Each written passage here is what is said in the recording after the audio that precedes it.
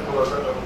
मैं भी जर्नलिस्ट हूँ और दिल्ली में मैंने पत्रकारी की है 20-22 साल, और कुछ पहला यहाँ और यूएनआई से रिटायर होकर वहाँ आया हूँ। मैंने भी मीडिया पे किताब लिखी है, तो मेरी किताब है जून 84 की पत्रकारी, जो मैंने ब्लू स्टार से पहले 2 साल और 2 साल बाद तक जो पत्रकारी का सारा रंग देखा है उसको मैंने पंजाबी में लिखा है। और मैं अपनी किताब पर बात नहीं करूंगा, सिर्फ मीडिया के बारे में बात करना चाहता हूँ। वो किताब में मेरी ये हिम्मत नहीं पड़ी हुई यहाँ आके मैं प्रेस क्लब में उसको रिलीज करूं। मुझे मालूम है भी कितना मीडिया इंडिफरेंट है। अभी तक भी वो साथी जिन्होंने मेरे साल 82, 83, 84, 86 में काम किया था, वो सारे लोग यहाँ हैं। उसमें बहुत सारे लोग अलाइव और मेरे कलीग भी रहे हैं, और मैं उनके साथ जो रिपोर्टिंग हमारे साथ वो करते भी रहे हैं। पर उनके लिए मैंने सबको एकदम, उन्होंने एम्बेडेड जर्नलिस्ट के लेवल पे क्या काम किया, कैसे करते थे। तो मैं सिर्फ इतनी बात कहना चाहता हूँ, ये जो मीडिया के लोग हैं ये एम्बेडेड जर्नलिज्म है, मेन स्ट्रीम मीडिया सारा एम्बेडेड है। और इनके से इन किसी ने मेरी किताब नहीं पढ़ी, जहाँ अप्रैल के महीने में यहाँ इसी वेन्यू में रिलीज हुई है, और ना पढ़ेंगे, ज्यादा मीडिया वाले नहीं पढ़ेंगे, ना कमेंट करेंगे। इसलिए ये उम्मीद रखनी मेरे को लगता है ठीक नहीं है। मीडिया आपकी बुक को पढ़ेंगे या कमेंट करेंगे।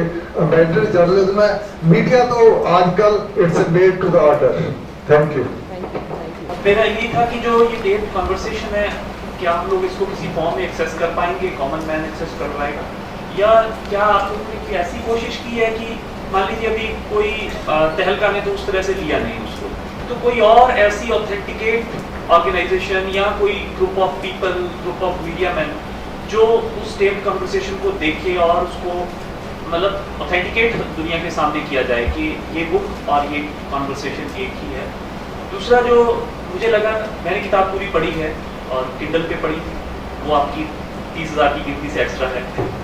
तो उसमें मुझे जो सबसे एक अचंभित बात लगी कि जो दलित ऑफिसर्स हैं जो मारने में हमेशा सामने लाए जाते हैं, और कहीं कहीं आपके सारे कैरेक्टर्स जो हैं वो मैथिली को भी लगने लग जाता है कि ये कैरेक्टर्स शायद बेचारे फंसे हुए हैं, मतलब वो बेचारे भी नजर आते हैं कहीं। तो आपका इस बात पे हम चाहेंगे कि खुल के, और बिकॉज बुक में जितना आपने एक्सप्रेस किया वो तो हमें मिला, आपका इस बात पे क्या कहना है कि as a part of system वो कुछ परफॉर्म करते हैं, बाद में बेचारे भी बन जाते हैं। और ये भी एक मेजर बात बड़ी शॉकिंग सामने आई, क्योंकि अभी हाल फिलहाल में गुजरात में जिस तरह से दलित एक असर्शन आई सामने, उससे ऐसा लग रहा है कि वहाँ पे बहुत डीप रूटेड उनके अफसरशाही के अंदर है। तो इस बात में चाहूँगा आप थोड़ा और हमें एनलाइटन करें। देखिए, 2 चीज़ें हैं जो आपने पूछी मुझसे स्टिंग ऑपरेशन के बारे में। मैंने पहले ही ये बात जाहिर कर दी थी कि मुझे स्टिंग ऑपरेशन जर्नलिज्म से मैं बहुत अच्छा जर्नलिज्म नहीं मानती हूँ। जब आप किसी की टेप्ड कॉन्वर्सेशन रिकॉर्डेड उसे आप नेशनल टीवी पे दिखाएं और इंसान बड़ा एम्बैरेस्ड फील करे, ये ऐसे लोग हैं जो 60-70 साल के हैं जिन्होंने मेरा पूरे करियर, मेरे लिए उनको टीवी पे दिखाना और लोगों का देखना और उनकी गालियाँ बकना ये मकसद नहीं था। मेरे लिए मकसद ये है इन टेप्ड कॉन्वर्सेशन का कि सुप्रीम कोर्ट इस पर सो मोटो नोटिस ले, इसकी सच्चाई पर, इसकी में कितना सच है कितना झूठ है उसको सिफ्ट करके लेके गया है। मेरे लिए इस वक्त ज़रूरी ये है कि सुप्रीम कोर्ट और जो लॉयर्स हैं हिंदुस्तान के, वो इसे कोर्ट के सामने लेके आएँ। आप रोज़ टेलीविज़न पे देखते हैं, रोज़ आपको किसी ना किसी स्टिंग ऑपरेशन दिखाया जाता है, लोगों को टीआरपी मिल जाती है, न्यूज़ चैनल्स को टीआरपी मिल जाती है, उसके बाद वो मामला वैसे ही दब के रह जाता है। दूसरी चीज़, पिछले 5 साल में 2010 में मैंने इन्वेस्टिगेशन किया है और 2014 में किताब लिख चुकी थी मैं ये किताब। वो अलग बात है कि जिस पब्लिकेशन हाउस के साथ मेरा कॉन्ट्रैक्ट था उन्होंने इस किताब को छापा नहीं, क्योंकि मोदी जी पावर में आ चुके थे। लेकिन इस किताब के ट्रांसक्रिप्ट और वीडियो लेकर मैं कम से कम हिंदुस्तान के 20 बड़े एडिटर्स के पास गई हूँ जिन्होंने इन्हें देखा है और जिन्होंने शॉक एक्सप्रेस किया है, फिर ये कहा है नहीं तो लेकिन तहलका की प्रॉपर्टी हम कैसे छाप सकते हैं। हिंदुस्तान का कोई एडिटर ये नहीं कह सकता कि मैं उनके पास नहीं गई थी। हिंदुस्तान का कोई न्यूज़ चैनल ये नहीं कह सकता कि मैं उनके पास ये टेप लेके नहीं गई थी। अब उनका ये डर किस वजह से है ये मैं नहीं जानती हूँ, लेकिन ये डर वाजिब है। मैं हमेशा से ये कहती हूँ कि I speak from a position of privilege because मेरे पास कोई लोन रिपेमेंट नहीं है। मीडिया में ऐसे कई लोग हैं जो जिनके लिए ये एक जॉब है, एक नौकरी, एक पैसे का ज़रिया है जिससे वो अपनी फैमिली चला सके, तो शायद वो अपनी नौकरी नहीं छोड़ना चाहेंगे। और जो माहौल बन चुका है आजकल, परसों जैसे जियो का लॉन्च हुआ, रिलायंस का जियो नेटवर्क लॉन्च हुआ, तो उसी दिन प्राइम मिनिस्टर नरेंद्र मोदी ने CNN IBN नेटवर्क को इंटरव्यू दिया जियो की बात करते हुए। फ़ौरन जियो का लंबा ऐड आया और अखबारों में जियो का एक एडवर्ट आया PM मोदी के साथ, और हम कहते हैं कि ये हमारे प्रधान सेवक है जिनका सबका साथ और सबका विकास है। तो आप ऐसे माहौल में उन जर्नलिस्ट से क्या एक्सपेक्ट करेंगे कि ये अपनी नौकरी छोड़ के या मेरे साथ खड़े होंगे? मुझे नहीं लगता। लेकिन फिर भी इन सब के बावजूद ऐसे कुछ न्यूज़पेपर्स हैं, जैसे बिजनेस स्टैंडर्ड ने एक रिव्यू में लिखा कि ये किताब इस साल इंडिया की एंट्री होनी चाहिए पुलित्ज़र और ऑस्कर्स के लिए। मुझे नहीं पता कि ये पुलित्ज़र और ऑस्कर जीतेगी या नहीं, लेकिन अगर इसने इंसान के 5% हिंदुस्तान के 1 करोड़ 20 लाख, जैसे हम मोदी जी हमेशा कहते हैं मैं 1.25 करोड़ देशवासियों का प्रधान सेवक हूँ, अगर उन 1.25 करोड़ में से 5% लोगों की भी ज़मीर को झिझोड़ा है तो मेरे लिए इस किताब का मकसद हो चुका है। मुझे इस किताब में मेरा ईमेल ID है, तो मुझे रोज़ कम से कम 100-150 ईमेल आ रहे हैं रोज़ के रोज़। कुछ लोग लिखते हैं कि मैं आपसे बहुत नफरत करता था और आज भी करता हूँ और करता रहूँगा, लेकिन इस किताब ने ये एक चीज़ मेरे अंदर डाली है कि एक सवाल उठा दिया है उसने मेरे मन के अंदर कि क्या ये लोग इतनी घिनौनी हरकत भी कर सकते हैं जिनको हमने वोट करके पावर में ले आए हैं। मेरे लिए बहुत बड़ी जीत है ये। मेरे लिए भले ही मीडिया से कवर ना करे, मेरे भले ही इसे पुलित्ज़र प्राइज़ ना मिले या नोबेल प्राइज़ ना मिले, जिसकी मुझे बिल्कुल ख्वाहिश नहीं है, लेकिन मेरे लिए ये जीत ये है कि हिंदुस्तान की जनता ने इस किताब को एक्सेप्ट करना शुरू कर दिया है और मुझसे और शायद अपने हुक्मरानों से ये सवाल करना शुरू कर दिया है कि आप भी गलत हो सकते हैं। और जहाँ तक मीडिया का सवाल है, उन्होंने भी इस किताब को रिव्यू किया है। सारे जर्नलिस्ट, हिंदुस्तान का ऐसा कोई एडिटर नहीं है जिसने इस किताब के रिलीज़ होने पर मुझे मैसेज नहीं किया है कि हिंदुस्तान का सबसे बड़ा जर्नलिस्टिक स्टोरी है। वो अलग बात है कि वो उसको छापेंगे नहीं, और ये आज ही के ज़माने में नहीं हो रहा, ये कांग्रेस के रजीम में भी हुआ है। कई सारी स्टोरीज किल की गई हैं। ये कोई अमित शाह, नरेंद्र मोदी पहली बार नहीं कर रहे हैं, कांग्रेस का ये पुराना मापदंड रहा है, हर एक पार्टी करती रही है। जैसे मैंने कहा कि दोनों पार्टी कम्युनल हैं, एक ने 84 की हकीकत छुपाई, एक ने 2002 की हकीकत छुपाई। तो मेरे लिए इस वक्त सबसे इम्पॉर्टेंट चीज़ ये है कि ये टेप्ड कॉन्वर्सेशंस हैं, ये ऐसे ही कॉन्वर्सेशन नहीं है, ये टेप्स हैं जिनमें इन ऑफिशियल्स ने मुझसे बात की है। तो Supreme Court of India suo motu notice ले और इस टेप्स को एक्सेप्ट करे और मुझसे कहे कि ये मटेरियल झूठा है या सच्चा है, और अगर सच्चा है तो उन ऑफिसर से सवाल करे जो नानावटी कमीशन के सामने गए हैं कि आपने मुल्क को झूठ क्यों बोला, आपने इस कमीशन ऑफ इंक्वायरी को झूठ क्यों बोला, और शायद फिर 2002, 84, 93 और उसके बाद मुल्क में जो भी हो रहा है उन सब लोगों को इंसाफ की उम्मीद हो। बस यही मकसद है मेरा, और इसीलिए ये टेप्स सीधे कोर्ट के पास जाएंगे और पब्लिक कंजम्पशन के लिए नहीं होंगे। हाय ओके, दलित ऑफिसर्स, देखिए ये जो दलित ऑफिसर्स का ट्रेंड है ये गुजरात में पहली बार नहीं हुआ है। महाराष्ट्र में जब दंगे हुए थे और मैंने कहा मैं उस वक्त 9 साल की थी, जितने लोग लूटपाट करते थे वो छोटी लेवल के लोग, दलित, OBC, उनको छोड़ दिया जाता था कि जाओ दुकान लूटो, जाओ लोगों को मारपीट करो। ब्राह्मण कभी नहीं करता ये, वो ऑफिस में बैठता है। इस किताब में राजन प्रियदर्शी जो हैं वो मुझसे कहते हैं कि ये लोग जो है ना, ये मुझे अगर किसी गांव में घर खरीदने गए तो उनको घर खरीदने नहीं गया क्योंकि वो OBC हैं। JL सिंघल जिन्होंने इशरत जहाँ पर गोली चलाई, वो मुझसे कहते हैं जब मैंने इशरत जहाँ को मारा मुझे तो पता भी नहीं था कि वो टेररिस्ट है, लेकिन ये लोग जो हैं जिन्होंने मरवाया है मुझसे, ये आज मुझे सपोर्ट नहीं कर रहे, इन्होंने मुझे इस्तेमाल कर थ्रो कर दिया। तो ये पॉलिसी गुजरात में ही नहीं होती है, ये मायावती के अंडर और अखिलेश यादव के अंडर उत्तर प्रदेश में भी हो रही है, ये मुल्क के हर कोने में हो रही है दलितों के साथ। गुजरात दंगों में हम लोग मुझसे कहते हैं कि आप गुजरात दंगों और फेक एनकाउंटर्स के बारे में बात क्यों नहीं करते, यूपी के बारे में बात क्यों नहीं करते जहाँ उतने ही फेक एनकाउंटर्स होते हैं। इसकी एक वजह है, उसकी वजह यह है कि जब गुजरात में फेक एनकाउंटर्स हुए तो मायावती ने या किसी और मुल्क के किसी और स्टेट के चीफ मिनिस्टर ने अपनी स्पीच उस अल्फाज से शुरू नहीं की। उसने फेक एनकाउंटर के बाद उन डेड बॉडीज़ के साथ प्रेस कॉन्फ्रेंस नहीं लिया और ये कहा कि देखो ये जिहादी मुझे मारने आ रहे हैं। 2007 में जब नरेंद्र मोदी ने अपनी पहली इलेक्शन कैंपेन की, जिसमें मैं मौजूद थी, उनका पहला वर्ड था सोहराबुद्दीन। मैं सोहराबुद्दीन जैसे इंसान के साथ क्या करूं? पॉलिटिसाइज तो इस मामले को नरेंद्र मोदी जी ने किया है, मीडिया ने तो सवाल उठाया ही नहीं था। मीडिया तो एज यूजुअल चुप थी, उस प्रेस कॉन्फ्रेंस में डेड बॉडीज की तस्वीर लगा दी और कहा ये टेररिस्ट हैं। वो तो नरेंद्र मोदी जी ने खुद कहा कि ये इस इंसान के साथ क्या करूँ। आप क्या कर रहे थे? 2002 में आपने दंगों का इस्तेमाल किया, 2007 में आप फेक एनकाउंटर के विक्टिम्स को जिनको आप टेररिस्ट बना रहे थे आप उनका इस्तेमाल करना चाहते थे।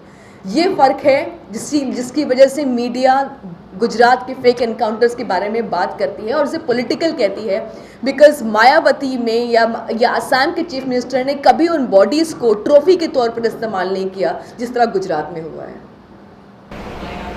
जी राना, मैं पंजाबी यूनिवर्सिटी से मास कॉम का स्टूडेंट हूँ, तो मैंने जस्ट आपसे ये पूछना था आपकी टाइमिंग बुक की, बिकॉज टाइमिंग मेरे को अजीब लगी, इट वॉज लिटिल बिट। क्या आप वेट कर रही थी कब बीजेपी पावर में आए और मैं ये बुक रिलीज करूँ? ये किताब तो 2010 में छपने वाली थी जब कांग्रेस पावर में थी। Okay, I don't know what was the reason that book was not published. Okay, आपका टेक उस पर क्या होगा? आपने फेक एनकाउंटर की बात की है श्रद्धा के, तो चिदम्बरम भी कहते हैं, जब उनका सेकंड एफिडेविट आया तो वो कहते हैं कि मेरे को पता नहीं मैंने कब साइन किया एफिडेविट पे। आई मीन उस टाइम पे वो हमारे होम मिनिस्टर है, उसको यही नहीं पता होगा कि हाँ मैंने कब किया, साइन कहाँ पे किया। आपका उस पर क्या टेक? बिल्कुल, इनफैक्ट इसीलिए मैं बार बार कह रही हूँ कि द रीज़न वाई कांग्रेस मेरी किताब के बारे में चुप्पी धारे हुए इसीलिए है कि कांग्रेस को अपने गुनाहों पर भी पर्दा डालना है। लेकिन इसका मतलब ये नहीं है, इस वक्त कांग्रेस के पास एक कन्वीनियंट तरीका था मुसलमानों को रीच आउट करने के लिए। देखो इशरत जहां, भले सच्चाई नहीं जानी उन्होंने, उसी वक्त के होम सेक्रेटरी थे जिनका नाम मैं भूल रही हूँ, RK नारायण स्वामी, जी के पिल्ले होम सेक्रेटरी थे। उनसे जब मीडिया ने सवाल पूछा कि क्या इशरत जहां टेररिस्ट थी, तो उन्होंने जवाब दिया मीडिया को, I will give her the benefit of doubt. वही जी.के. पिल्लई रिटायरमेंट के बाद अदानी के बोर्ड ऑफ डायरेक्टर्स पे जाते हैं और कहते हैं इशरत जहां तो टेररिस्ट थी। तो आप मुल्क को तब धोखा दे रहे थे या मुल्क को अब धोखा दे रहे हैं? या आपकी याददाश्त तब फेल कर रही थी आपको, याददाश्त अब फेल कर रही हो आपको? जब ATS चीफ टेप पर कहते हैं कि जब मैं ATS चीफ था अमित शाह ने मुझे अपने बंगले पर बुलाया, अरे वो इशरत जहां को तो मैंने अपने घर रखा था। अगर इशरत जहां टेररिस्ट थी तो उसको कोर्ट में प्रोड्यूस क्यों नहीं किया गया? सबसे बड़ा सवाल हम किसी के टेररिस्ट होने या ना होने पर नहीं कर रहे हैं। यहाँ पर सवाल हम एक्स्ट्रा जुडिशियल किलिंग पे कर रहे हैं कि क्या ज़रूरत थी कि सोहराबुद्दीन, तुलसी प्रजापति और मोस्ट रिसेंटली अब नईमुद्दीन का इनकाउंटर हुआ, जो इकलौता विटनेस था। 1 महीने पहले उसका फेक इनकाउंटर कर दिया गया, इसका इनकाउंटर कर दिया गया है। वो आखिरी विटनेस था, वो भी मर चुका है। अब कौसर भी, जो सोहराबुद्दीन की बीवी थी, जो उनके साथ ट्रैवल कर रही थी, उसका रेप करके उसकी बॉडी जला के गिरा दिया गया है। ऐसी कौन सी थ्रेट थी वो इंटरनेशनल सिक्योरिटी को, नेशनल सिक्योरिटी को, जिसके बारे में आज तक ना मोदी गवर्नमेंट ने, ना होम सेक्रेटरी, ना चिदम्बरम ने खुद आज तक कभी कौसरबी के बारे में बात नहीं की है। तो शायद मैं आपके सवाल का जवाब दे पाई हूँ। राणा, मेरा सवाल ये है कि सवाल का वैसे ऑथर भी करना चाहिए, पर मैं ऑथर की जगह उस लड़की को सवाल करना चाहूँगा। हम चाहेंगे उस लड़की को सवाल करना ऑथर की जगह, जो मैथिली रहते हुए मुस्कुरा देती थी लोगों की बातें सुनते हुए। तो इत्तेफाक से वो राणा अयूब भी थी, तो तब राणा अयूब क्या तकलीफ होती वो अगर आप हमारे साथ शेयर कर पाओ। बहुत तकलीफदेह होती थी। इतना तो मैं आपको बता सकती हूँ कि जब आप एक सोशलिस्ट फैमिली को बिलोंग करते हैं और जब आप किसी के सामने बैठे हैं और कोई आपसे कह रहा है कि उसने कितनी औरतों को मारा और कितने लोगों को मारा और आप उस बात पर मुस्कुरा रहे हैं और खुश हो रहे हैं।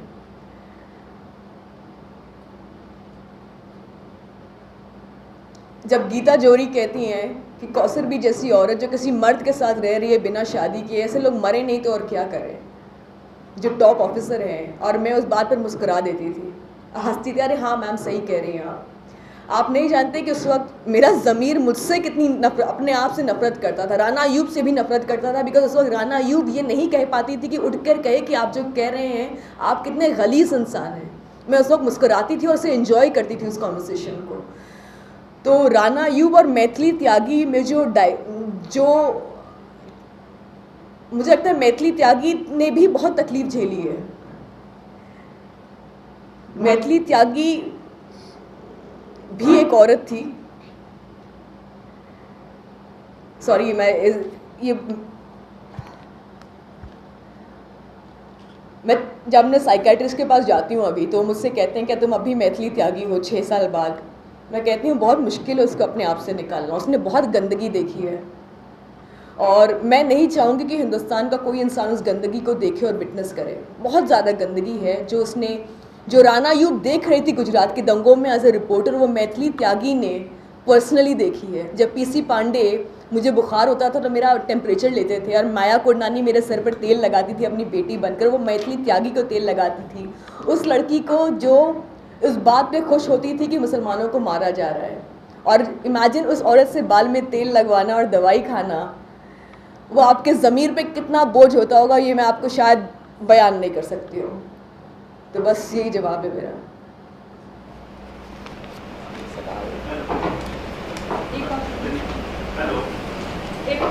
एक सवाल आया है, अभी उसका जवाब दे दें उसके बाद आपके स्ट्रिंग में प्रतिबद्धता कितनी थी और किसका है, और जर्नलिज्म के करियर जिसका भी अगर वो खुद ही पढ़ देता तो ज़्यादा बेहतर होता। करियर बनाना ये, और जर्नलिज्म में करियर बनाना कितना था, तहलका से मिलकर तहलका का सच देने का ग्लैमर कितना, आप विश्वास में मुस्लिम हो या इंसानियत को समर्पित ये किसी ने नाम नहीं लिखा अपना, अगर वो आपने लिखा है, आप सवाल ठीक ही पढ़ा है। देखिए जी आप ये पूछना चाह रहे हैं कि मुझे ग्लैमर का शौक़ है या मेरे मुसलमान होने की जस्टिस का शौक़ है। जिस दिन मेरी किताब रिलीज़ हुई उसके अगले दिन मधु त्रेहन जो है, उन्होंने न्यूज़ लॉन्ड्री में मेरा इंटरव्यू किया और बोला, राना तुम्हारी किताब मुझे लगता है तुमने इसलिए लिखा है क्योंकि तुम मुसलमान हो। तो मैंने मधु त्रेहन की तरफ देखा, मैंने कहा क्या मैं कैन आई टेक ऑफेंस। मैंने कहा मुझे शर्मिंदगी हो रही है मुझे यहाँ बैठकर आपके सवाल का जवाब देते हुए कि आपने मेरे पूरे काम को जो जस्टिस के लिए है, जिसमें हरेन पंड्या के मर्डर का सबसे बड़ा खुलासा है और एक हरेन पंड्या एक आरएसएस वर्कर और होम मिनिस्टर थे, वो आपको ध्यान में नहीं आया। आपने सिलेक्टिवली वही केसेस लिए। जब इस मुल्क में हरतोष सिंह बल एक 1984 पर रिपोर्ट करते हैं तो क्या आप उनसे ये कहते हैं कि हरतोष सिंह बल आप सीखे हैं इसलिए रिपोर्ट कर रहे हैं? अगर राहुल पंडिता कश्मीरी पंडितों के लिए लिखते हैं तो आप उनसे ये तो नहीं पूछते कि राहुल पंडिता आप कश्मीरी पंडित हैं इसके लिए करते हैं? अगर मीना कंडासामी लिखती हैं तमिल्स पर और श्रीलंकन पर एलटीटी पर सिंपथाइज करते हुए, आप तब तो नहीं पूछते। तो मुझसे मेरा मजहब क्यों पूछा जाता है हमेशा? ये मेरा दो सवाल मुझसे हमेशा पूछे जाते हैं, एक मेरे औरत होने पर कि कैसा लगता है एक वुमेन जर्नलिस्ट होने पर, कैसा लगता है मुसलमान जर्नलिस्ट होने पर। मैं दोनों में से एक भी नहीं हूँ। मैं एक हिंदुस्तानी पत्रकार हूँ, मुझे वही रहने दीजिए आप लोग तो बेहतर होगा, क्योंकि ना मैं अपने आप को एक औरत जर्नलिस्ट तस्वर करती हूँ, ना मैं अपने आप को एक मुसलमान जर्नलिस्ट तस्वर करती हूँ। मेरा सरनेम कहाँ से आ जाता है, बाय डिफ़ॉल्ट आ जाता है, उसको मैं I can't wish it away. Yes I am a practising Muslim, yes I am a religious Muslim, but religious होकर भी इंसान सेकुलर हो सकता है। और जो लोग रिलीजियस होते हैं और रिलीजन को सही मानों में मानते हैं वो कभी कम्युनल नहीं हो सकते। दूसरी चीज़, जहाँ तक ग्लैमर की बात है, बिलीव मी मैं आपको इतना यकीन दिलाऊं कि 26 साल की उम्र थी मेरी जब मैं अंडर कवर गई थी और उस वक्त ग्लैमर दूर दूर तक कहीं नहीं था। और जो हालात मैंने झेले हैं, अगर उसका नतीजा ग्लैमर है तो मैं हिंदुस्तान की किसी भी बच्ची को ये नहीं कहूँगी कि ग्लैमर के लिए ये रूल इस्तेमाल करें। तो मेरे एक बहुत अच्छे दोस्त थे शाहिद आज़मी, जिनके साथ मैं काम कर रही थी, उनकी उसी दौरान जब मैं इन्वेस्टिगेशन के लिए गई उनकी हत्या कर दी गई और मैं हॉस्पिटल में के चक्कर लगा रही थी और मेरी ज़िंदगी इस वक्त ऑलमोस्ट ख़त्म हो चुकी थी और मेरी ज़िंदगी को एक मकसद चाहिए था जिसके लिए मैं गुजरात गई और पहली बार हिंदुस्तान के होम मिनिस्टर को अरेस्ट करवाया, अमित शाह। और उसके बाद मैं जानती थी कि ये बहुत कुछ है जिस गुजरात में इस केसेस के बारे में जो बाहर नहीं आना चाहता है। मेरी बस एक ख्वाहिश थी कि लोग सच जान जाएँ। आज तक कांग्रेस का एक सच होता है, बीजेपी का सच होता है, कम्युनिस्ट पार्टी का एक सच होता है, लेकिन उन ऑफिसर्स का सच क्या है जिन्होंने उस वक्त इन सब चीज़ों के दौरान वो फैसले लिए जो उन्होंने लिए। अशोक नारायण जो होम सेक्रेटरी हैं गुजरात के, सबसे बड़ी पोजीशन, मुझसे कहते हैं इस बुक में कि वाजपेयी नरेंद्र मोदी से खुश नहीं थे और उनको निकालना चाहते थे। वो बहुत तकलीफ़ में थे उस वक्त जो दंगों में नरेंद्र मोदी का रोल रहा है। ये मेरी ज़बान नहीं है, ये उन लोगों की ज़बान है जो नानावटी कमीशन में डिपोज किए हैं। और जहाँ तक तहलका और तरुण तेजपाल का सवाल है, बहुत ज़्यादा इज़्ज़त दी तहलका ने मुझे 7 सालों में, जब तक मैंने उनके साथ काम किया। आज मैं राना अयूब हूँ, मेरी कहानियाँ हिंदुस्तान भर में फैली हैं। तहलका का इसमें बहुत बड़ा कंट्रीब्यूशन रहा है। इसीलिए उससे सबसे ज़्यादा नाउमीदी उनसे तब होती है जब वो आपको लेट डाउन करें। वो लोग जो आपको सबसे ज़्यादा साहसी मानते हैं और आपको इनकरेज करते हैं, और एक दिन अचानक आपको उठाकर कहते हैं कि तुमने जो कुछ जर्नलिज्म में सीखा वो सच नहीं है, सब झूठ है, तो आपको बहुत तकलीफ़ होती है। तो इसमें ग्लैमर का कुछ रोल नहीं है। Thank you. देखिए, मैंने अपनी किताब में जो सच बाकी ऑफिसर्स के लिए लिखा है वही सच संजीव भट्ट के लिए भी लिखा है। लोग कहते हैं कि आपने एक तरह से संजीव भट्ट को झुटलाया है इस किताब में। मैंने कहा कि बड़ा आसान होता मेरे लिए अगर जो संजीव भट्ट के बारे में कहा गया उसको मैं नहीं छापती, लेकिन एज अ जर्नलिस्ट वो मेरे जर्नलिज्म के ख़िलाफ़ होता। अगर मैं हर उस ऑफिसर का सच लिख रही हूँ तो मेरे लिए ये भी ज़रूरी था कि मैं संजीव भट्ट का सच भी लिखूँ। एज अ जर्नलिस्ट वो इंटेग्रिटी होती है जर्नलिस्ट की कि सबसे बड़ा आपका जो ऑब्लिगेशन होती है वो आपकी पब्लिक ओपिनियन के लिए और कॉमन जनता के लिए होती है। अगर संजीव भट्ट गलत हैं और इस किताब के ज़रिए अगर आ रहा है कि संजीव भट्ट गलत हैं, तो उनके साथ भी वही व्यवहार होना चाहिए जो बाकी ऑफिसर्स के साथ हुआ है। जी बिल्कुल, समझ सकती हूँ मैं।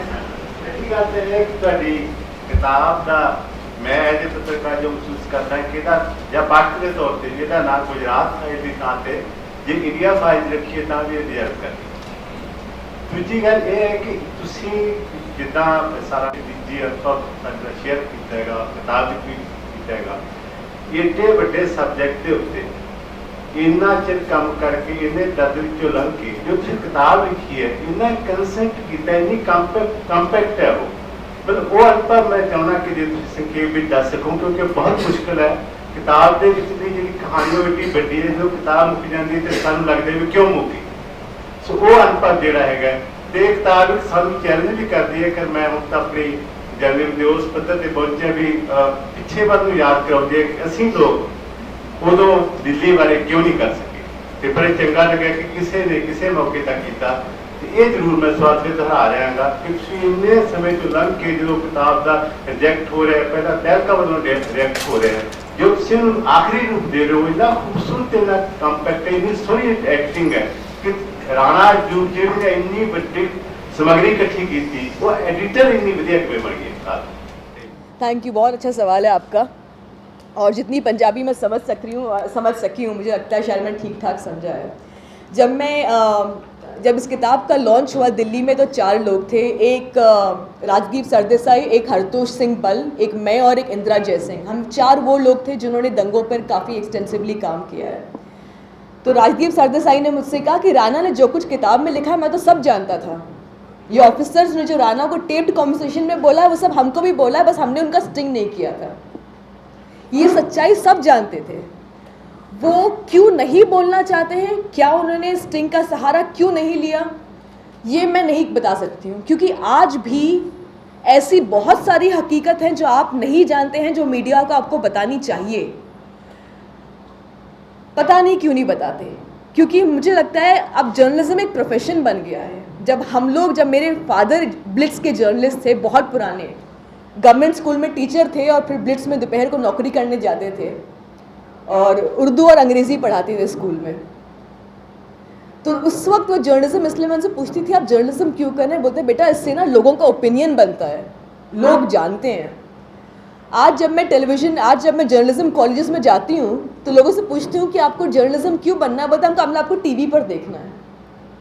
शर्मिंदगी होती है, बहुत ज़्यादा शर्मिंदगी होती है, क्योंकि अगर आपको जर्नलिज्म को एक प्रोफेशन ही मानना था, पैसा ही कमाना था, तो किसी और प्रोफेशन में चले जाते, उसमें आपको धर्म ईमान की ज़रूरत नहीं थी। इस प्रोफेशन में आए हैं जहाँ पर आप लोगों के कॉन्शियंस का आईना हैं। अगर आप खुद ही झूठ बोलेंगे तो हमको फोर्थ स्टेट कहा जाता है। इसलिए मैंने कहा शुरुआत में ये किताब एक बहुत सेल्फिश एफर्ट है। ये किताब मैंने अपने लिए लिखी है क्योंकि मैं अपने आप को जब रोज़ रात को सोने जाती हूँ ना, मैं चैन से सोना चाहती हूँ। और कल को अगर किसी भी हालत में, किसी भी हादसे में अगर कल मुझे कुछ हो भी जाए तो मैं जब अपने खुदा के सामने खड़ी रहूँगी ना, मैं जवाबदेह होना चाहती हूँ कि मैं जब जिंदा थी तो मैंने उस सच का साथ दिया जो आपने मुझसे सच कहने को कहा था। और मैं हर उस जर्नलिस्ट को जवाबदार देना चाहती हूँ। उर्दू में एक कहावत है, अहमद फराज पंजाबी शायर है, लेकिन उर्दू में कहा है, मेरा कलम तो अमानत है मेरे लोगों की, मेरा कलम तो अदालत मेरे ज़मीर की है, इसीलिए तो जो लिखा तपा के जहाँ से लिखा, जबी को लोच कमा का जुबान तीर की है। मैं कट गिरूं के सलामत रहूं, ये यकीन है मुझे कि हिसार सितम कोई तो गिराएगा, तमाम उम्र की इज़ा नसीबियों की कसम, मेरे कलम का सफ़र राएगा ना जाएगा। ये अहमद फराज ने तब लिखी थी जब जनरल ज़िया ने पाकिस्तान में मीडिया पर सेंसरशिप लगा दी थी और कोई मीडिया वाला बोल नहीं रहा था। उस वक्त अहमद फराज ने ये पोयम लिखी और उसके बाद उनको एग्ज़ाइल में भेज दिया गया। शुक्र ये है कि मैं अभी भी हिंदुस्तान में, मुझे एग्ज़ाइल में नहीं भेजा गया। मैं बहुत शुक्रगुजार हूँ मोदी सरकार की इस बात के लिए। दूसरी चीज़ आपने कहा कि मैंने बहुत सारी चीज़ें थी उसको इतनी एक पतली किताब में निचोड़ना, ऐसी बहुत सारी चीज़ें जो मैं लिखना चाहती थी इस किताब में, लेकिन मैं आपका ध्यान बांटना नहीं चाहती थी, बिकॉज मैं चाहती थी आप वो पढ़ें जो आपके लिए पढ़ना ज़रूरी है। अगर मैं आपको ये बताऊं कि मैथिली ने खाने में क्या खाया और मैथिली के साथ आज क्या हुआ और कल क्या हुआ, तो उसमें तो कम से कम मैं आपको 1000 पेज की किताब लिख देती। मेरी तकलीफ़ों के बारे में लिखती तो कम से कम 2-3 चैप्टर उसी में चले जाते। अगर मैं उन चैप्टर्स के बारे में लिखती जब मैं अपने साइकेट्रिस्ट के पास गई और रो के कहा कि अब मैं ज़िंदा नहीं रहना चाहती, क्या सुसाइड का कोई तरीका है, और उन्होंने मुझसे कहा है कि, और मुझे बहुत सारी दवाइयाँ देकर 3 दिन तक सुलाया गया था, उसके बाद बहुत झेला है मैंने। लेकिन अगर मैं वो सब लिखूं तो वो राना अयूब के बारे में होगा। ये किताब राना अयूब के बारे में नहीं है, ये किताब उन लोगों के बारे में है जिनको मौत के घाट उतार दिया गया और जिनको इंसाफ नहीं मिला। इसलिए मैंने इस किताब को बहुत सटीक पतली सी किताब रखी है, सिर्फ सवाल जवाब। I hope I answered him.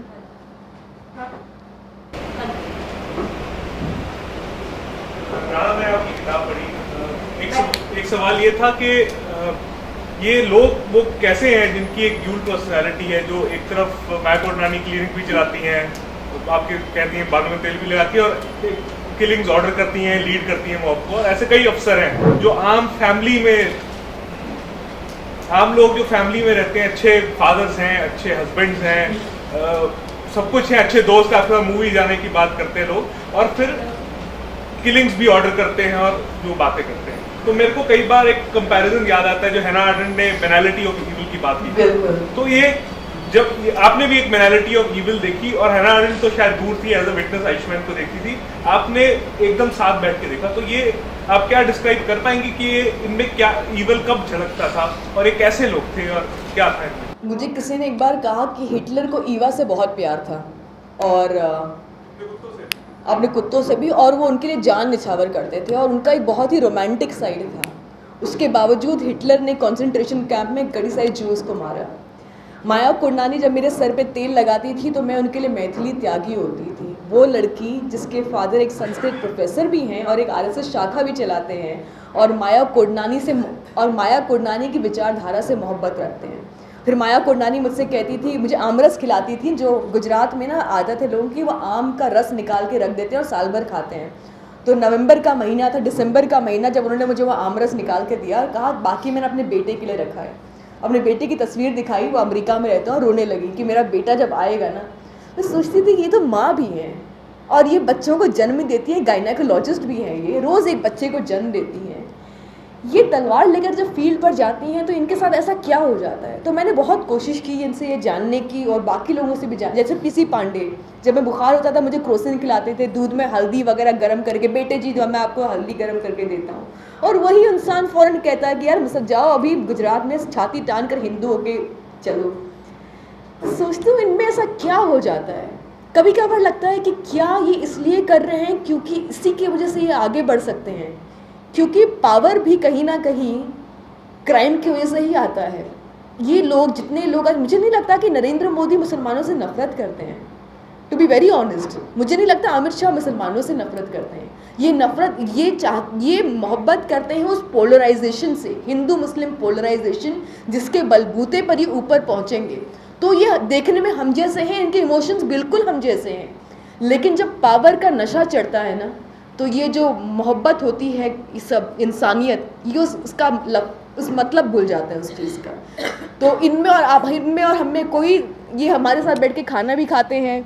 Usha राडा मेरे साथ एक बार नो वन किल्ड जेसिका देखने गई तो मुझसे कहती हैं, देखो ये जो फिल्म है ना, ये तहलका इन्वेस्टिगेशन पे बनी है, ये लोग येलो जर्नलिज्म करते हैं। मैंने कहा अच्छा तहलका क्या होता है? वो तो बड़े कमीने लोग होते हैं, मतलब लोगों के साथ ना कैमरा डाल लेते हैं बॉडी में और लोगों को स्टिंग करते हैं। सो मेरे पास में कैमरा था, इतनी हंसी आई मुझे उस चीज़ पर कि मैंने कहा देखो ये मेरे साथ बैठ के कॉमेडी फिल्म देख रही है संजय दत्त और गोविंदा की, या एक और बार तो हम 2 बार फिल्म देखने गए थे, तो कोई डबल धमाल गई और हंसे जा रही थी फूट, एक छोटे मासूम बच्चे की तरह हंस रही थी, और अगले ही दिन वो ऐसी घिनौनी बातें कर रही हैं।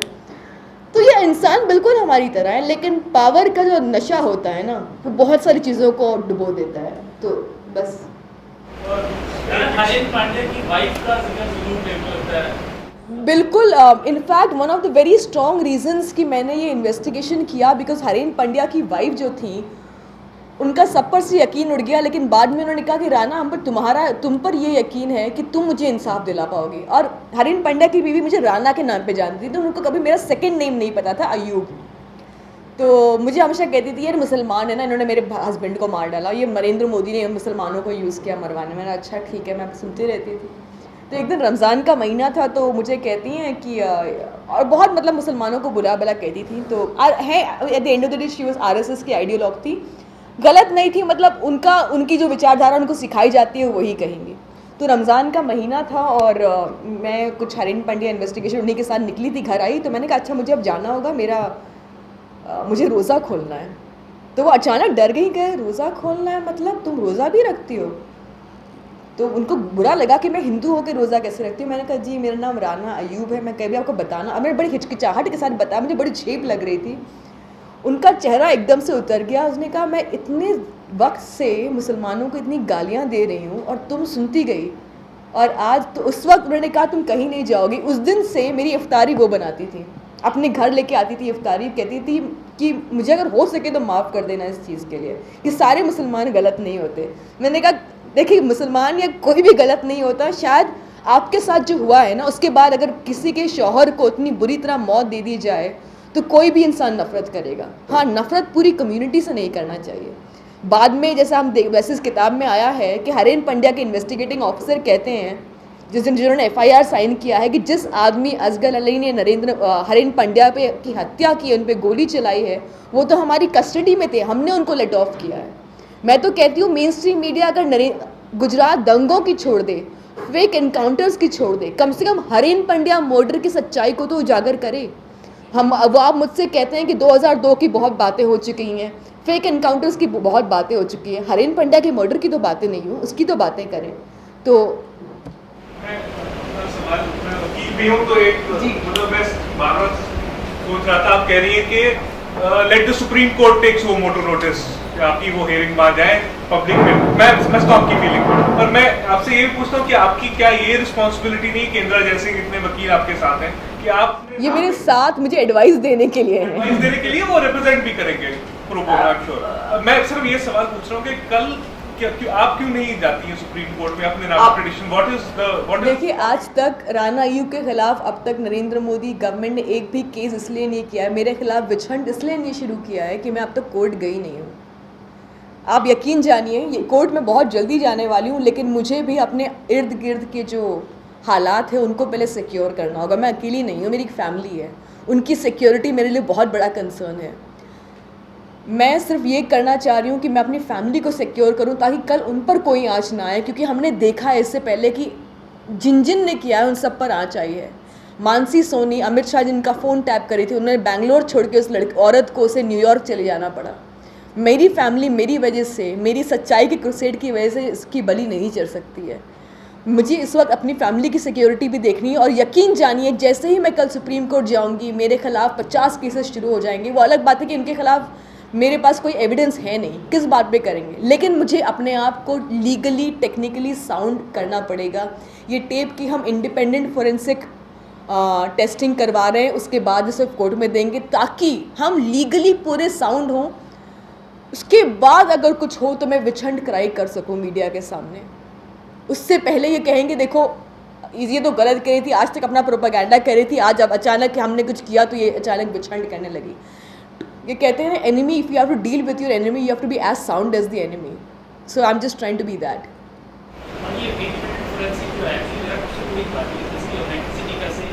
ये वही एजेंसीज करेंगी जो नॉर्मली सारे सीबीआई के केसेस करती हैं। इट्स नॉट इंडिपेंडेंट का मतलब ये नहीं है, मुल्क में सिर्फ 2 फोरेंसिक एजेंसीज हैं, एक बैंगलोर में और एक कलीना में, तो दोनों में से एक ही कर रही हैं, कोई अलग से कोई प्राइवेट ऑर्गेनाइजेशन नहीं कर रहा है, अप्रोच इंडिपेंडेंटली हो रहा है। जी। First of all, hats off to you that you have undergone such a trauma to reveal the another side of the story that most of us have never heard before. Ma'am, you seems very critical towards Narendra Modi and Amit Shah, but what made you think so that Gujarat riots is pre-planned and even you were involved in the investigation process? जैसे आजकल नरेंद्र मोदी को 60% youth blindly follow करते हैं, उनको अपना idol मानते हैं, तो आपको क्या लगता है कि आपके इस बुक के थ्रू वो लोग आपकी मतलब ये जो फैक्ट है इसको उस नजरिए से देख पाएंगे जिस तरह से आप देखते हैं, क्या इस चीज को एक्सेप्ट कर पाएंगे? मेरी किताब की यूएसपी ये है कि मैंने इस किताब में कहीं पर भी कोई स्टैंड नहीं लिया है। आप आज तक आपने बहुत सारे ओपिनियन पीसेस पढ़े होंगे नरेंद्र मोदी पे कि ये गलत है, ये बेनालिटी ऑफ ईविल है, ये है, सब जानते हैं। मैं भी लिख सकती थी बहुत आर्टिकल, बिकॉज मैंने गुजरात 2002 से कवर कर रही हूँ और 93 की आगे की प्रोसीडिंग्स कवर की है मैंने, justice Shri Krishna commission report की। मेरे लिए बहुत आसान होता कि मैं भी क्रिटिकल होती, लेकिन मैंने इस किताब में, क्योंकि मैं जानती हूँ इस किताब को पढ़ने वाला वर्ग आप जैसा वर्ग होगा जो मुझसे सवाल उठाएगा, इसीलिए मैंने जो चीज़ें हैं उनको वैसे ही रख दी हैं, उन पर कोई असेसमेंट नहीं किया उनका, क्योंकि असेसमेंट करना मेरा काम नहीं है, वो कोर्ट आपका और जुडिशरी का काम है। मैंने हर इन्वेस्टिगेशन के बाद, स्टिंग ऑपरेशन के बाद, जिन हालात में मैंने वो इन्वेस्टिगेशन किया है उसके बारे में लिखा है कि मैं कैसे गुजर रही थी, मेरा कॉन्टेक्स्ट क्या था, मैं उनसे कैसे मिली। लेकिन उन्होंने जो मुझसे कहा उसका असेसमेंट मैंने इस किताब में इसीलिए नहीं किया है क्योंकि मैं नहीं चाहती थी कल कोई इंसान ये उठ के कहे अरे राना तो एंटी मोदी है इसलिए इसने ऐसा लिखा। इस किताब में हर चीज़ को, बस टेप्ड कॉन्वर्सेशंस को वैसे ही छोड़ दिया गया। इसलिए कई हिंदुस्तान टाइम्स और कई अखबार ने लिखा है रिव्यू में कि राना's book is badly edited. I want to say it's not badly edited. I did not want to give it a context because आप कितने एडिटोरियल और पढ़ेंगे गुजरात के बारे में। मैं आपको सिर्फ एक टेप्ड कॉन्वर्सेशन जो एक स्टोरी होनी चाहिए थी, एक जर्नलिज्म स्टोरी जो छप नहीं पाई है, उसको एक किताब के फॉर्म में आपके सामने पेश कर रही हूँ। अब आप अपनी ज़मीर के हिसाब से, आप अपनी अक्लमंदी के हिसाब से इसका जो स्टैंड लेंगे वो आपका ज़मीर, और उसके बाद जो कोर्ट लेंगे वो कोर्ट का डिसीजन, जिसको भी मैं एक्सेप्ट करूँगी।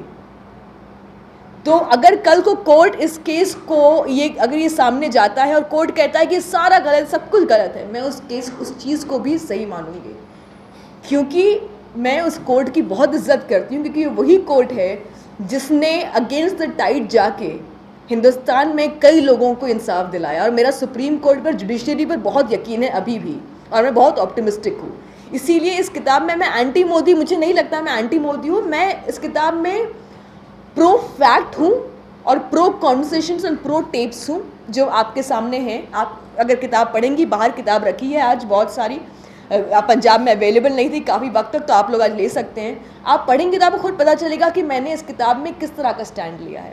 अगर ये किताब कल को मैं 84 के दंगों के बारे में भी लिखूंगी, और ये या तो मैं कल को किसी और रैड के मुजफ्फरनगर के बारे में लिखूंगी, तो मैं भी ऐसी करूंगी। मैं फैक्ट टू फैक्ट लिखूंगी, मैं अपना ओपिनियन नहीं दूंगी, क्योंकि मैं इतनी बड़ी नहीं हूँ, मेरे पास सुप्रीम कोर्ट की तरह जहानत नहीं है। मैं अपने आप को एक जर्नलिस्ट ही मानती हूँ, और जर्नलिस्ट को अपने आप को खुदा नहीं मानना चाहिए, है ना। Thank you. मैं हिंदू हूँ। जब मैं यहाँ खड़ी हूँ तो मैं ये कहना चाह रही हूँ कि मेरे पेरेंट्स ने वो बच्चे थे जब उन्होंने पार्टीशन 1965 की बार में हमने खेमगरज छोड़ा। Khalistan, the so called Khalistan में मैंने अपना रियल जरूर छोड़ा।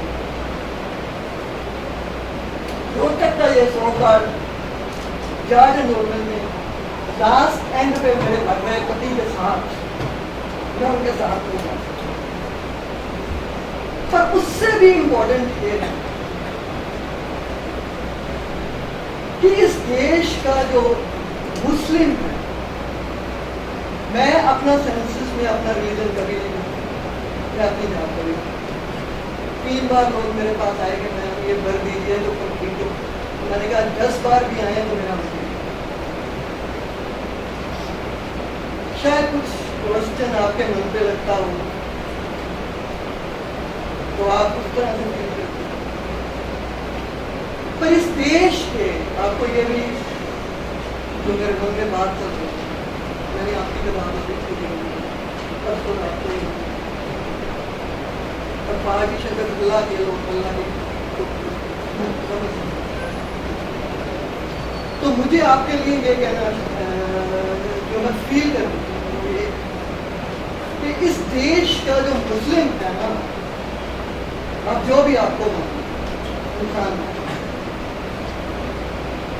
वो भी पैट्रियट भी, मैं इसलिए कह रही हूँ कि जो भी इंसान है इसमें नहीं हम फंसे कि उनको अपनी जवाब देंगे, या लोग उन पर शक करें तो वो भी ये सोचें कि मुझे ये कहना आप जाना पैट्रियट है ना। बहुत सारे लोग शायद वो डर के कारण मेजोरिटी में होते हुए जो उनको बातों कहनी चाहिए वो नहीं कह पाए जो आप निर्देश करिए। मैम आपको भी सलाम और आपको भी सलाम और आपके जज्बे को सलाम जो आप आई, और बहुत बहुत शुक्रिया। यही मेरा कहते हैं कि कुछ लिखने के बाद इंसान को आपको ये मेरा हासिल है जो आपने मेरे लिए कहा है अभी, ये मेरा अवार्ड है। और मुझे अपने राना अयूब होने पर भी गर्व है, जैसे आपने कहा मुझे बहुत गर्व है कि मैं राना अयूब हूँ, क्योंकि मेरे पूर्वजों ने भी और आपके पूर्वजों ने मिल के इस मुल्क में हिंदुस्तान के इंडिपेंडेंस मूवमेंट में एक साथ काम किया है। तो हमें एक दूसरे पर गर्व होना चाहिए। इसलिए मैं एक मिनट के लिए भी मेरे दिल में शुबा नहीं होता कि इस मुल्क के लोग मुझे एंटी नेशनल समझते हैं। कुछ लोग कहते होंगे, लेकिन कहते तो गांधी को भी थे, तो गांधी उससे महात्मा से कम तो नहीं हुए। और मैं गांधी तो नहीं हूँ, मैं बहुत नीचे स्तर की बहुत एक जर्नलिस्ट हूँ। और बहुत बहुत शुक्रिया जो आपने कहा, मुझे बहुत अच्छा लगा, बहुत शुक्रिया। So first of all, I want to ask you, like, what made you force to be Rana Ayub or to Mati? Means, say, what conditions made you influence to be over the sting operations? Like anybody could be there in Talika, like a lot of people were working over there and had their studies. So anything was there, like, which made you force? The first question is, and second one is like, in last lines, like you said, still I believe in justice. Where is justice when I talk about 1984? Where is justice when I talk about Nisar Khan after 23 years of sentence when he come out from jail and he said that court said be like you are innocent, you were innocent.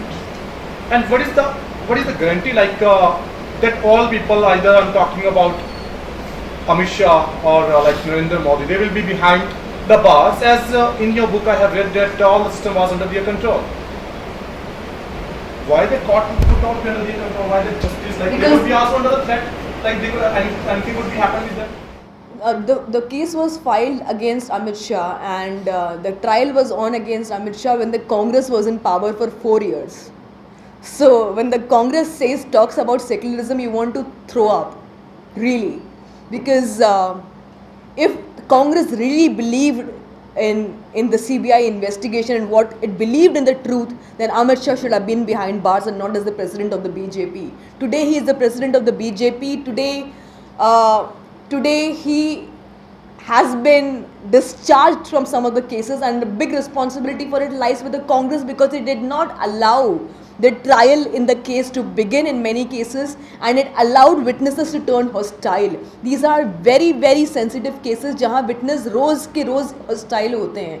Congress ने तो उनको मौका दिया hostile होने का, because वो आगे बढ़ ही नहीं रही थी. वो तो बीजेपी के सामने उन्होंने अमित शाह को एक इलेक्शन इशू बना लिया था.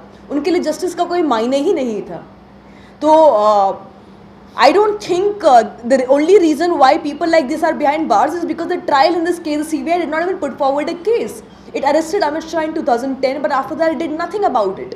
There has been no trial in Ishrat. It's not just one encounter. Ishrat Jahan, Sohrabuddin, Tulsi Prajapati, Sameer Khan Pathan, Sadiq Jamal, I can list 8 encounters in front of you.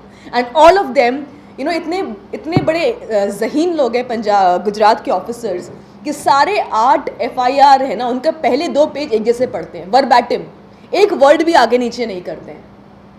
इतने जहानत है इन लोगों के अंदर.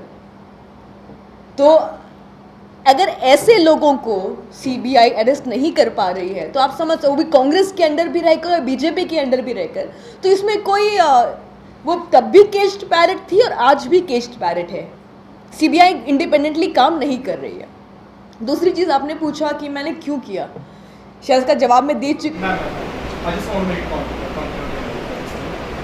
CBI is looking like it's a parrot, like it will be under a syndrome. So when we will get the justice? I guess that is something I would want to ask you also, no? I turn back the question and ask you, when will my book get justice? So every question cannot always be asked, because you 1.2 billion country, you have various ways and means. You have Twitter, you have Facebook. Ask those questions, tag Mr. Amit Shah, tag the Prime Minister and ask him those questions कि sir, when are we going to get justice? अगर हम 1.2 billion लोगों की ताकत की बात करते हैं ना, तो उस 1.2 बिलियन के सवालों की ताकत भी बहुत ज़्यादा स्ट्रॉन्ग होगी। Yes, that's all I wanted to, yeah. And the second question now. The second question is, I really don't know. I think थोड़ा सा पागलपन ज़रूरी है जो मैंने किया उसमें करने के लिए थोड़ा पागलपन ज़रूरी है। मैं थोड़ी पागल अपने आप को मानती हूँ कि कोई सन की इंसान ही वो कर सकता है जो मैंने किया है। तो बस यही जवाब है मेरे आपके लिए। Hello ma'am, I have 2 questions. मेरा पहला सवाल ये है, आपने सिक्योरिटी की बात करी कि आपको ध्यान देना अपनी फैमिली का, तो जिस समय आप अंडरकवर कर रही थी उस समय आपको बहुत सारे थ्रेट कॉल्स वगैरह आए होंगे? नहीं, उस वक्त मैं मैथिली त्यागी थी, तो उस वक्त उनको पता ही नहीं था कि राणा अयूब कहाँ है। अच्छा, तो बाद में। अच्छा, दूसरा सवाल मेरा ये है कि वैसे कि हम कहा जाता है कि डोंट जज a book by its cover, पर इसके कवर का सिग्निफिकेंस क्या है? यहाँ पे एक कुर्सी है, एक छिपकली है और एक ये काला सा, क्या आप समझा सकती हैं किसकी है? ये सवाल मुझसे इतनी बार पूछा गया और मैं कभी इस सवाल का कोई कन्विंसिंग जवाब नहीं दे पाई हूँ, लेकिन कोशिश करूँगी। मेरी एक दोस्त हैं, उनका नाम है अंशिका, और जिन्होंने इस किताब को डिज़ाइन किया है, तो वो झारखंड से आई थी और एक मिट्टी का घर था जिसमें एक छिपकली जो थी, एक गांव में ना घरों में झरोखे होती है, झरोखा एक घर का, मिट्टी के घर में झरोखे होते हैं, और अंदर बहुत डार्क था। एक छिपकली थी जो एक मक्खी को खाने जा रही थी और दूसरी छिपकली ऊपर से नज़र रख रही थी। मैंने उसको कहा कि मुझे एक ऐसा कवर डिसाइड करना है जो मज़लूमों पर जो नाइंसाफ़ी हो रही है उसको भी डिसाइड करे और मेरी जो जर्नी है उसको भी डिसाइड करे। तो उसके 2 मतलब हैं। छिपकली ताकतवर है जो एक मक्खी को खाने जा रही है, वो नहीं खाएगी तो ऊपर वाली खा लेगी। दूसरी, वो छिपकली एक और जर्नलिस्ट का भी रोल प्ले कर सकती है कि वो अंदर जा रही है उस काले झरोखे के अंदर, उसको पता है अंदर का वर्ल्ड ईविल है और गलत है और गड़बड़ है, उसमें उसकी जान भी जा सकती है।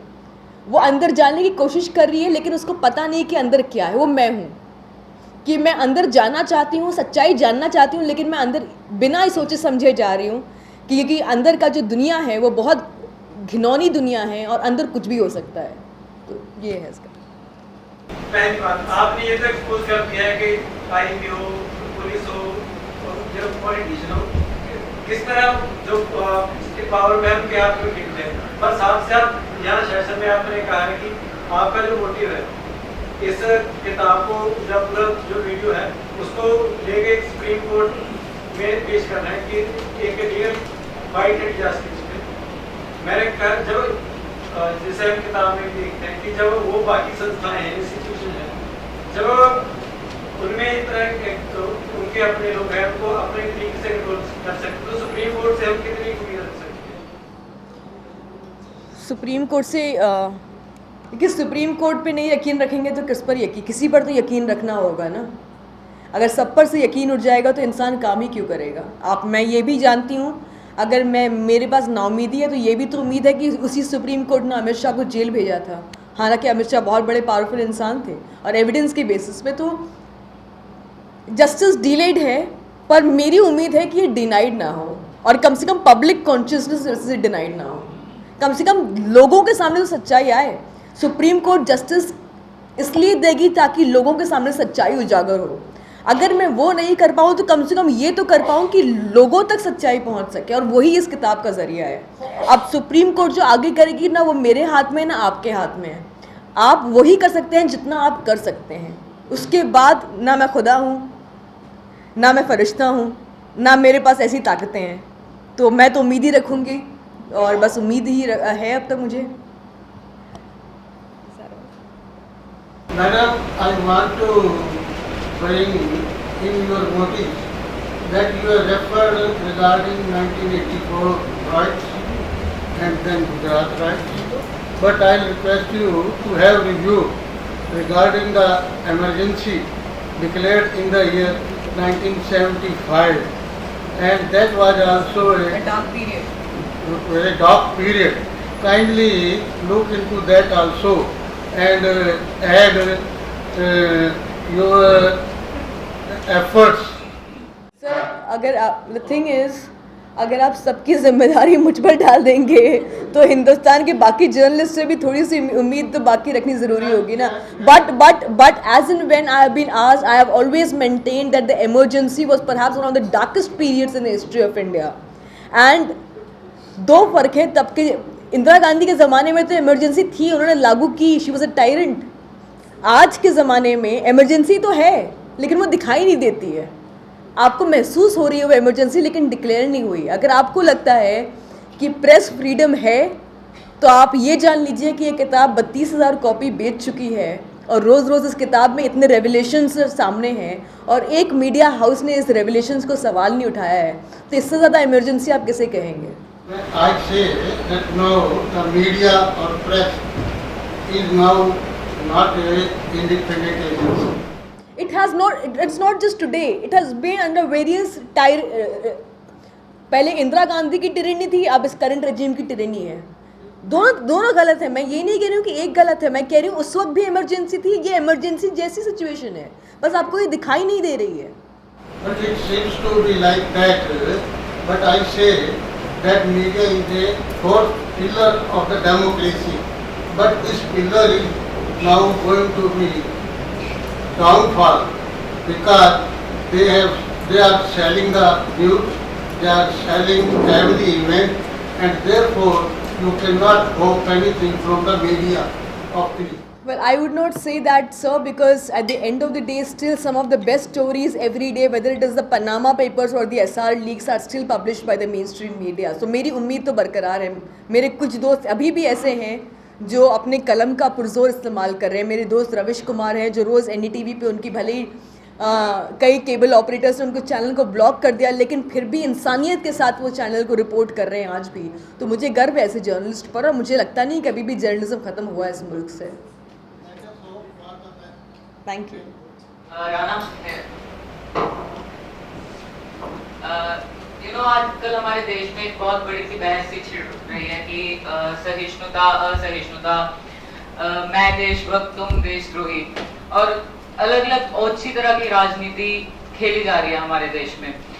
तो क्या आपको लगता है कि हमारा मीडिया इससे प्रभावित है? अगर नहीं है तो क्या उसको इससे प्रभावित होना चाहिए? मीडिया इससे क्यों प्रभावित होगा? मीडिया ने इस चीज़ को रिपोर्ट किया है. मीडिया ने हर उस इंसान के बारे में रिपोर्ट किया है जिन्होंने अपने अवार्ड वापस किए हैं. और मीडिया प्रभावित इस चीज़ से नहीं हुआ है. मीडिया प्रभावित कॉरपोरेट पावर से हुआ है.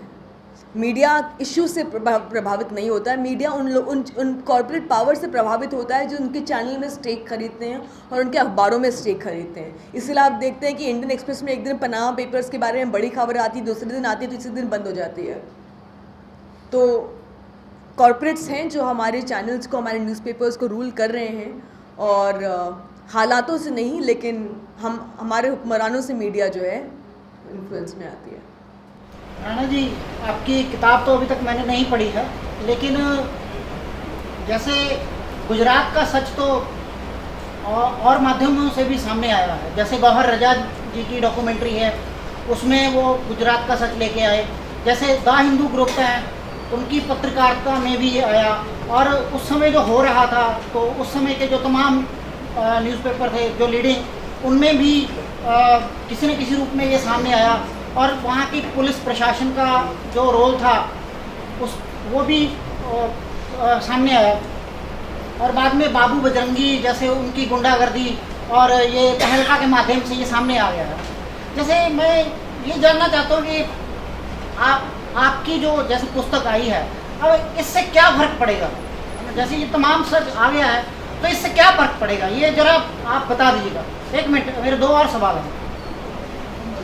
दूसरा, जैसे आपने शुरू में कहा कि अगर 84 के जो राइट्स हुए, अगर उनका इंसाफ मिला होता तो 93 ना होता, और अगर 93 में इंसाफ हुआ होता तो ये 2002 ना होता।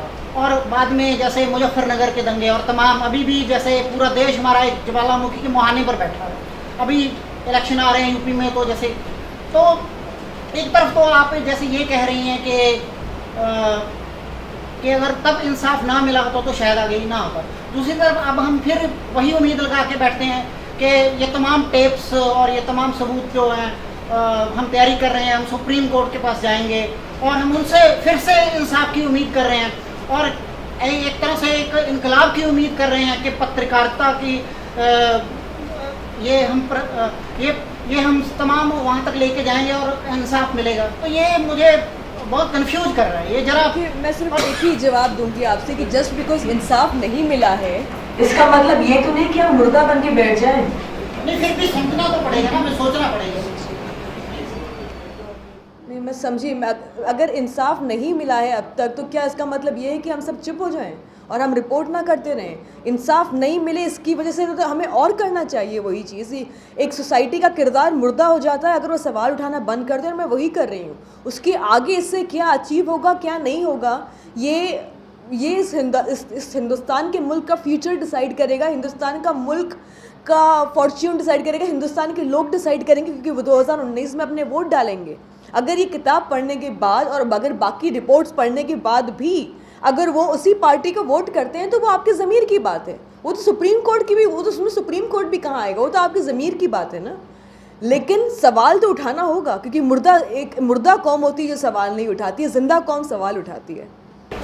राणा, मैं सवाल करना चाहता हूँ कि मीडिया कभी भी किसी दौर में भी एक जैसा तो नहीं होता ना आगे कभी होने वाला, इसलिए ये बात करने के लिए पूरी तरह निष्पक्ष हो जाएगा, कभी पक्षपाती नहीं रहेगा, ये तो चलता रहेगा सिलसिला।